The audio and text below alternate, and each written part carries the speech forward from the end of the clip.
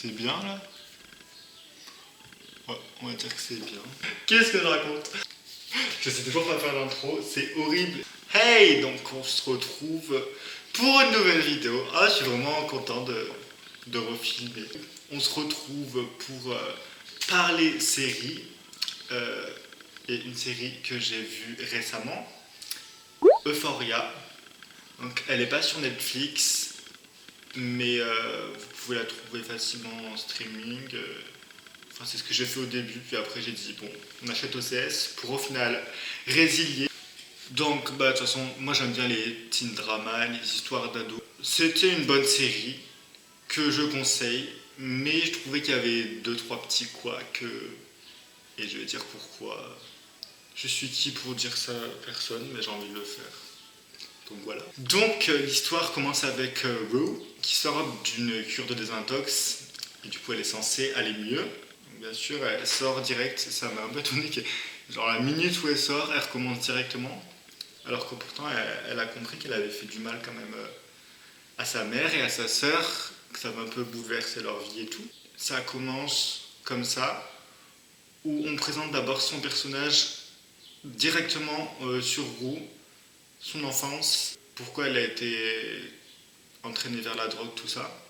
Et c'est un peu comme ça pour tous les autres personnages, pour Kat, pour Casey, genre... Ouais, à chaque fois, on a un début d'épisode où on montre l'enfance des personnages et pourquoi ils en sont arrivés là, et je trouve que c'est bien, dans un sens, parce qu'il n'y a pas beaucoup de personnages, et comme ça on peut bien les comprendre, leurs spécificités, leurs qualités, leurs défauts pour certains. Hein, Nate? Je trouve aussi c'était des fois un peu trop fait directement. Alors on nous montre l'enfance et donc tel personnage il a ça comme problème, il fait ça pour surmonter ses problèmes, c'est ça, ça, ça. Et donc genre en mode attachez-vous à lui parce qu'il est comme ça. Et du coup tous les personnages étaient un peu entre deux. Je les aimais bien mais en même temps j'avais un peu de mal à m'attacher. Comme par exemple pour Kat, au début donc on la voit dans son enfance qu'elle était assez joufflue. Je trouve qu'on arrive un peu directement, on entre dans sa transformation et en mode elle devient ça d'un coup, mais il n'y a pas réellement.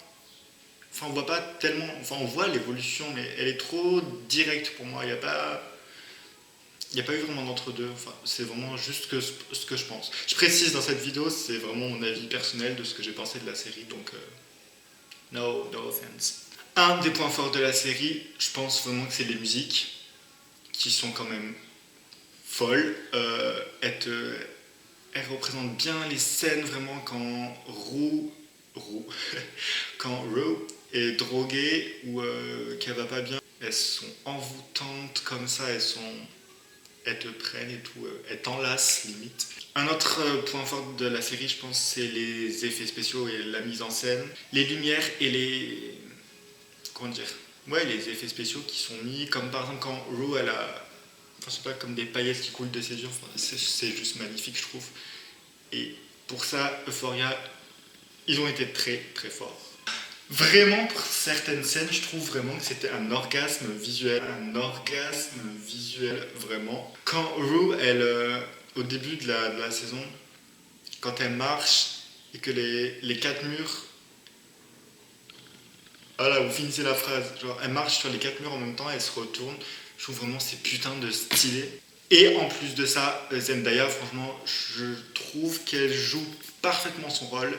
Elle est dedans et tout, et franchement, chapeau. Je trouve qu'il y a aussi des scènes marquantes en termes de... pour la psychologie des personnages. Quand elle se rend compte qu'elle se sent vraiment coupable à un moment donné, quand elle voit sa sœur commencer à aller vers la drogue aussi avec des gens peu fréquentables. Et du coup, elle se dit, merde, ma sœur commence à faire comme moi et c'est vraiment pas ce qu'elle veut. Et donc le personnage de Gia, il est bien pour ça, je trouve, pour rappeler à Rue que non, tu dois rester dans le droit chemin et pas prendre n'importe quoi pour refaire des blackouts et des conneries là. C'est comme aussi pareil la scène où comment il s'appelle celui-là, Christopher je crois, et Jesse, ils sont dans leur chambre et tout, et ils sont attaqués par plein de gars qui martyrise Chris. Et le pauvre Chris, vraiment, cette scène, j'étais en mode... Ok, pas ça. Après, comme je vous l'ai dit, je trouve qu'il y a eu 2-3 petits couacs. Des fois, j'avais un peu du mal à suivre l'enchaînement des scènes. Ça se trouve, il y en a, vous allez me dire non, pas du tout, mais moi je trouve par exemple, lors de la soirée d'Halloween, quand Jessie y va et que Chris le rejoint, mais elle est en train d'essayer de coucher avec un autre mec, mais en même temps non. Donc elle essaie de se changer, mais je sais pas. Peut-être faut que je regarde, ça se trouve, ça sera totalement clair, mais voilà.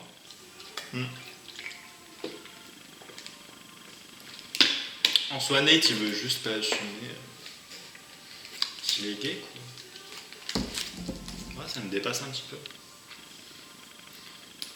Bref. Des fois, je trouve qu'à la fois la musique, c'est vraiment un putain de point fort, mais que des fois, dans un seul épisode, qui sont quand même longs, presque 1 heure, il y en a peut-être un poil trop.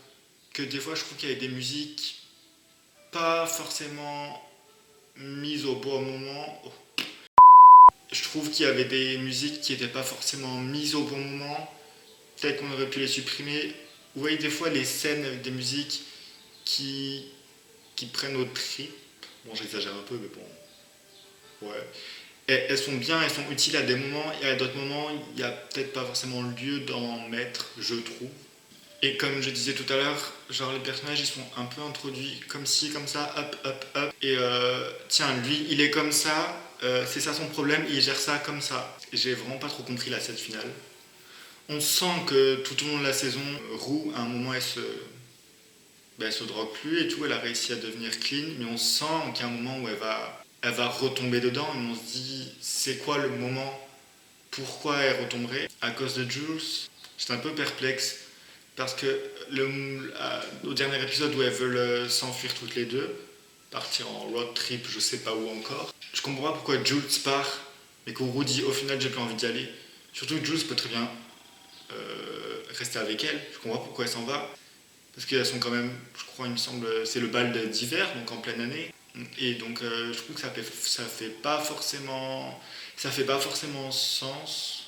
Même si la scène finale était ouf, vraiment digne d'un clip quand elle danse dans la rue. Bon, en soi, je pense que c'est parce qu'elle est droguée et il voulait montrer comment elle va bien. Mais voilà, pour la scène finale, j'étais un peu. Voilà. Je trouve aussi qu'il y avait des personnages bien développés, comme Jessie. L'avortement a été abordé, franchement, c'était cool. Il y a eu plein de thèmes, n'empêche d'aborder. Transidentité, homosexualité, avortement du coup, harcèlement, bien sûr les histoires d'amour, obésité, acceptation de soi, etc. Franchement, pour ça la série a touché à tout et j'ai vraiment adoré. Après je trouve qu'il y a quelques personnages qui sont un peu sous-développés. Après je trouve qu'il y a certains personnages qui sont un petit peu sous-développés et qui mériteraient d'avoir plus de temps d'écran, comme Fesco, à part ces moments avec le petit là, je sais pas comment il s'appelle d'ailleurs. Attends, c'est chaud maintenant, le mec il doit avoir 11 ans, 12 ans, et il est là, il vend de la drogue. Oui, Fesco, je pense qu'il aurait pu être un peu plus développé en mode autour de la drogue, vraiment comment il fait pour se fournir autant. Et avec le mec, le gros dealer qui est sur ses épaules là, la scène où il menace Roux de prendre le cachet et qu'elle prend le cachet, j'étais là, oulala. Vraiment, j'étais pas bien quand même pour Roux. Je me suis dit, parce qu'à tout moment, ils peuvent la buter. En fait, ça sera pas le personnage principal.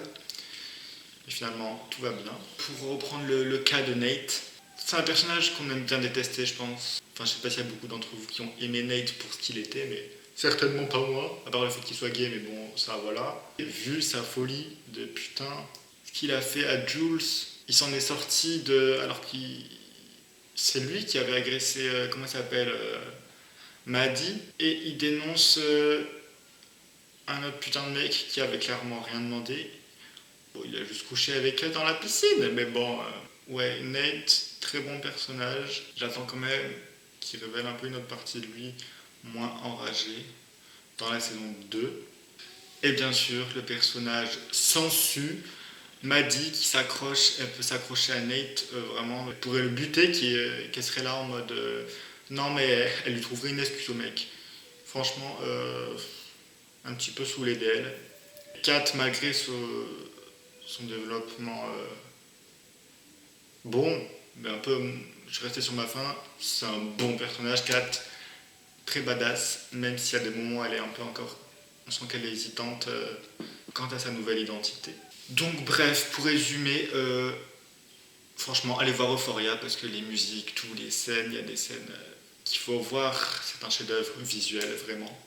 Et j'attends vraiment la saison 2 au tournant pour savoir ce qui va se passer pour Rue et pour tous les autres personnages, même si Jules, comment elle va gérer tout ça aussi, ou est-ce qu'elle est vraiment partie. Bon ben voilà, la vidéo touche à sa fin. Lâchez un like si ça vous tente, commentez dans les commentaires et abonnez-vous si ce n'est pas déjà fait. Ben, je vous dis à la prochaine pour une nouvelle vidéo. Voilà, je pense que j'ai tout dit. Donc bisous, ciao.